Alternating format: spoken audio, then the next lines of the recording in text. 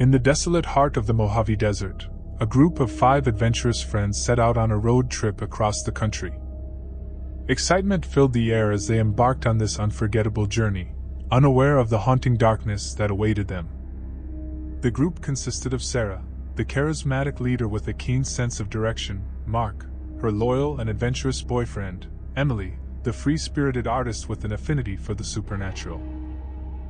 Mike, the skeptic and tech geek, and finally Kate, the reserved but intuitive member of the group. Their journey began with laughter and camaraderie as they made their way through the vast and eerie desert landscapes. But as the days passed, strange occurrences began to plague their trip.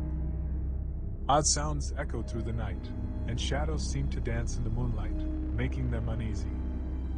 One evening, while camping in the heart of the desert, they sat around a crackling campfire, sharing stories and esmores.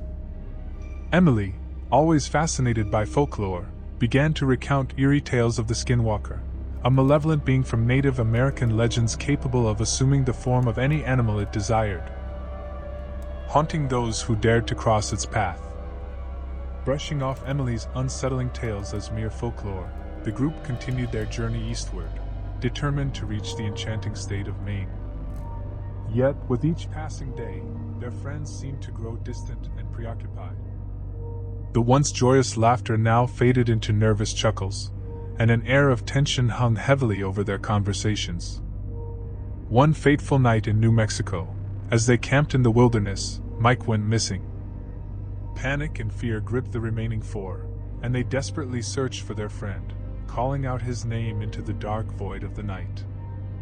But there was no trace of Mike, only the haunting echo of their voices bouncing off the distant canyons. Pressing on despite the loss, they couldn't shake the feeling that they were being watched.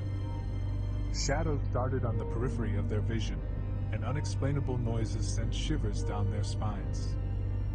Emily's fascination with the supernatural had become a terrifying reality they couldn't escape. As they traveled through the eerie silence of the Midwest, they found themselves in the thick forests of Michigan. Feeling more vulnerable than ever, they decided to visit a local wise woman known for her knowledge of ancient legends. The wise woman warned them of the Skinwalker's curse and urged them to stay vigilant. Though shaken, they knew they had to keep going, hoping that reaching Maine would bring an end to the horror they faced. But with each state they crossed, another friend would vanish mysteriously, leaving only a lingering sense of dread and loss in the hearts of the remaining travelers. It was in the desolate woods of Maine, the final destination of their journey, where Sarah and Mark found themselves alone. They were the last survivors, tormented by fear and desperation.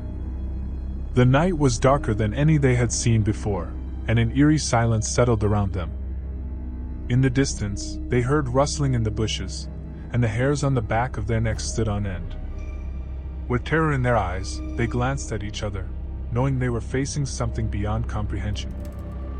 A chilling howl pierced through the stillness of the night, confirming their worst fears. The Skinwalker was closing in. Terrified, they ran, hand in hand, through the impenetrable forest. The trees seemed to reach out to grab them, and the very earth seemed to conspire against them. The Skinwalker's haunting cries echoed around them, growing louder with each step. Exhausted and nearing their breaking point, Sarah and Mark stumbled upon a small cabin hidden within the woods. Frantically, they barricaded themselves inside, knowing that they had no choice but to make their final stand. Inside the cabin, the oppressive atmosphere stifled their breaths, and they clung to each other for comfort. As the night wore on, the haunting cries of the Skinwalker seemed to merge with the chilling wind outside, and the cabin's walls seemed to creep with malevolence.